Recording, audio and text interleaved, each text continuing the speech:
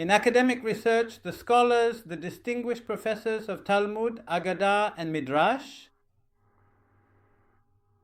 explain that when researching a text, one must know the context of the text. Now, the context of the text is not only the specific context in which the text was said, but also to whom the text was addressed. That is also context. For example, when they discuss parables in the Talmud, or in the literature of the sages, or in legends, to whom were they addressed?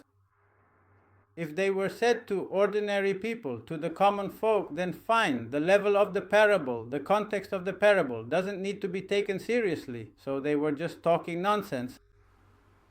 But if they were said to Torah scholars, to serious people, then maybe they were saying profound things. That's basically what they're teaching here in the research.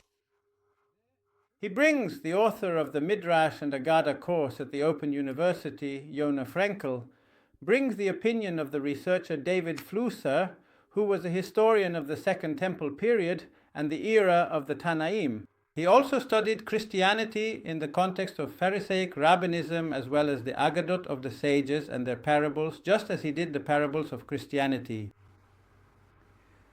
And he says that the context is that parables are a general folk genre. Folk parables, folk tales. In other words, you can't take this seriously because the context of the Aggadot and the context of the parables are popular since they were told to the common people. The course author, on the other hand, says that he does not agree with David Flusser. And he argues that there is a profound conceptual meaning in the citation. And that's the context. And now I want to come and share my opinion on this matter. Neither David Flusser nor Yonah Frenkel are right, because they forgot one thing. They discussed in what context the Aggadot and the parables were said, whether it was for the common people or for serious individuals. In other words, within that context, how should one relate to the parable? Should we relate as if there are hidden and profound things there, and should we examine each and every parable or not? And I say that the context is completely different. It's not about to whom the parables were told, but rather who told the parables. Was it a serious person who told this parable? Were these Aggadot told by a serious person or by serious people? Or are they people like market traders, parliamentarians, or barroom talkers? And from this context, that's how we should read the Aggadot. Now, before I determine what the context is, what the setting is, in other words, who the speakers are, and not just to whom it was said, but who the speakers are, first of all, I need to approach with an open mind and not decide who the speakers are, but simply read the text and ask myself, wait, what is the level of thinking of the authors of this text called the Babylonian Talmud? Who are they? What is their level? And that's what I do in the videos. I prove that they are fools and lack understanding. The speakers. All the more so when these things were said to the common people of their time, meaning to people even less knowledgeable than the speakers themselves. And that's why we end up with nonsense and absurdity in the Bible, absurdity in the parables, and absurdity in the legends and the laws. And I'll give you an example from the many examples I've already brought, and anyone who follows the video sees the nonsense and the absurdity. And I'll bring you an example from Tractate Zevakim. Tractate Zevakim, page 119b.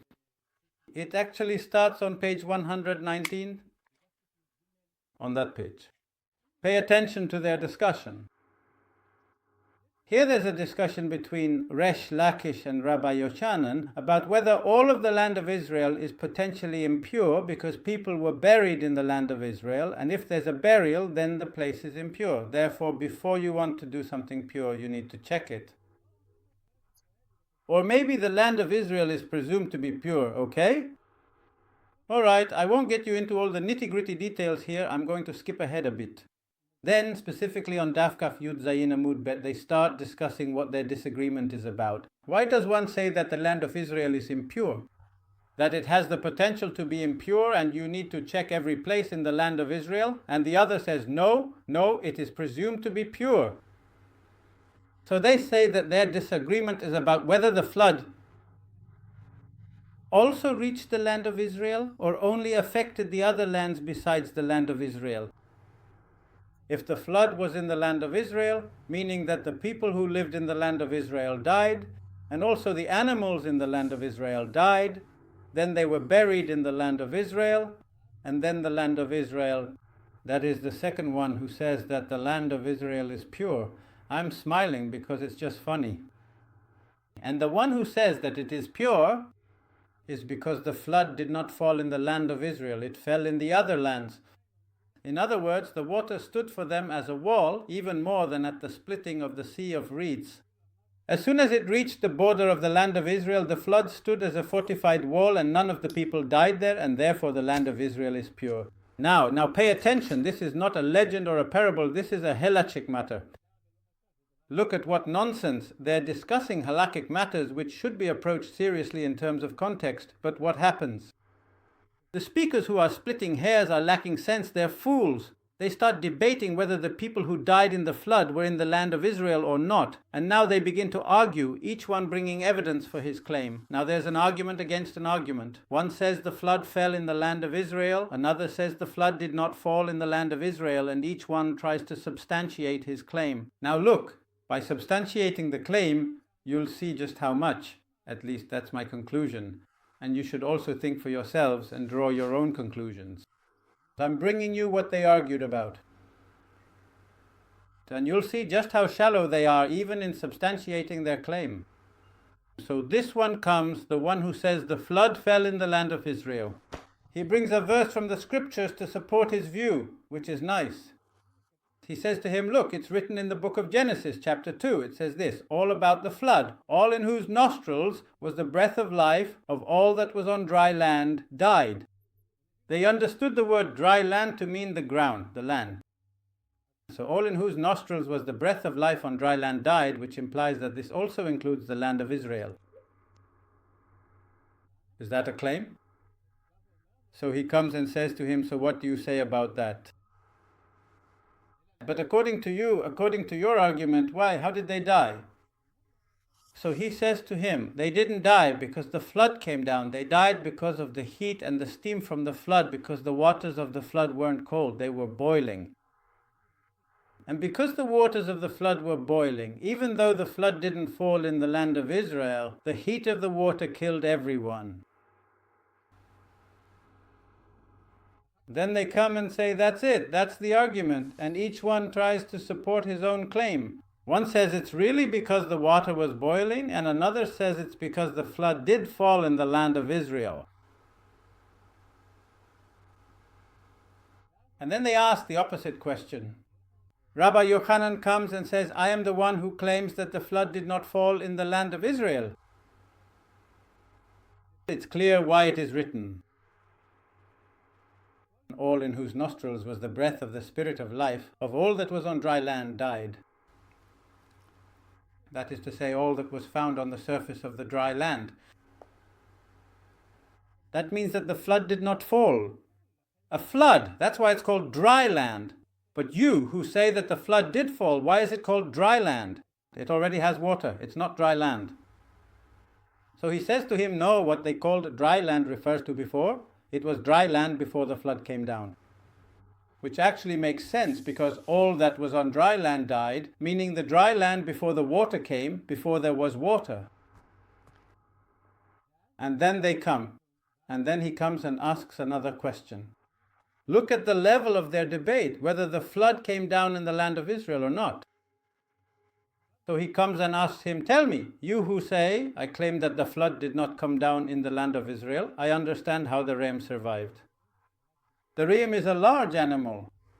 So large, in fact, that what do they say?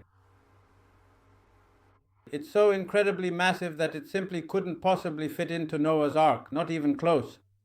Now Noah's Ark was 150 meters long and 25 meters wide, right? 150 meters by 25 meters, and the ram is simply kilometers in size. So if you say that the flood didn't come down in the land of Israel, you can explain how the ram survived the flood. It survived because there was no flood. But you, who say that the flood also came down in the land of Israel, how did the ram survive? So he says, no, Noah didn't bring the adult ram into the ark. He brought in the young ram calves, the small ones, and that's how he got them into the ark. He says to him, wait, even a ram calf is huge. It's so huge. Notice that even its neck, just the neck of the ram calf, is 12 kilometers long. 12 kilometers. And its head is approximately 6 kilometers long in length. So how? After all, the ark was only 150 meters. How could you fit the head, or even just the head, into the ark? Even for a calf, because an adult is 160 kilometers. An adult? After all, an adult is 160 kilometers and a calf is about 12 kilometers and the head is 6 kilometers. So if there was no flood, it's clear how they survived. But you who say there was a flood, how did it survive? You can't fit it into the ark, not even the calves as you claim.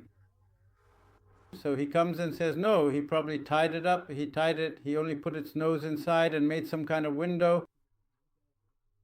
How did that function there?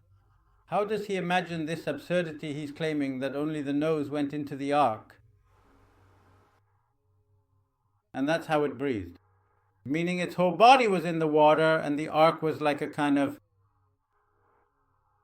oxygen supply, like a snorkel. The resting ark was the snorkel for the animal. And then he says to him, wait, but if only the nose, then, in the water, he asks him, the water moves. So how? It could also move and then it would choke and not survive. So he tells him, no, Noah tied the animal with its horns tightly, very tightly to the ark. When it was completely outside, he tied the nose so it would be secure and not dangle. And that was the ark. And that's how it actually survived, even though the flood came down. Then he comes and asks him, wait, but there's a problem. You claim that the waters from the flood were boiling.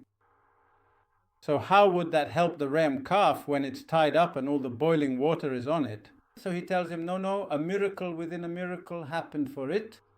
Because although the water was boiling around the ark, it was cool. And why do I claim that it was cool around the ark? Because otherwise the pitch of the ark would have melted from the boiling waters of the flood. These are the arguments. Now, this is not a legend or a parable, where the context is certainly for the common folk.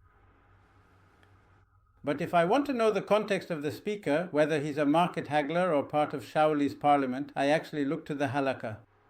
Look, from the halakha, they begin to discuss whether the land of Israel is impure or pure based on some argument about whether the flood waters fell there or not. Now, to reinforce my point, aside from the fact that Professor Jacobson says not a single word of philosophy was spoken throughout the Talmud, and aside from the fact that Maimonides comes and emphasizes, stating in the treatise on resurrection, that all his rabbis know only Talmud and have not studied philosophy. In other words, they did not engage in independent or critical thinking. They are, in fact, a nation of fools.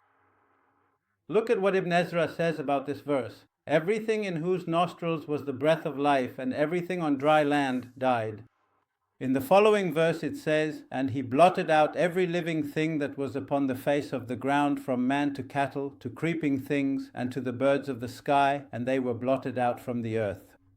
Only Noah and those with him in the ark remained. Rabbi Ibn Ezra says it is explicitly written, and he blotted out every living thing that was upon the face of the ground. That is, including the land of Israel. Now pay attention to Ibn Ezra's wording. I'll read it to you. Ibn Ezra on chapter 7 verse 23. And behold this verse, and they were blotted out from the earth. Yes, and they were blotted out from the earth, and only Noah remained.